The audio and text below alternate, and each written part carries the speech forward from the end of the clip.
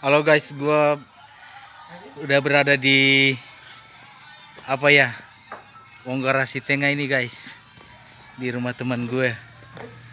Kebetulan nih baru nyampe juga ya. Soalnya sepanjang jalan itu panas banget cuacanya. Terus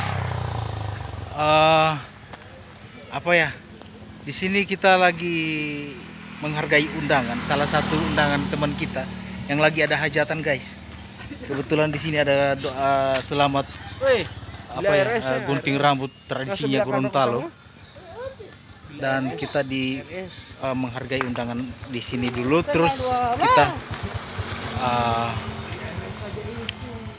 lanjut lagi perjalanan guys. Sorry gue tutup mata dulu ya, karena mata gue kayak mata panda ya, akibat kurang tidur nih, dan kelihatan tua juga. Oke guys, thank you atas thank you for watching, dan pentingin terus channel gue.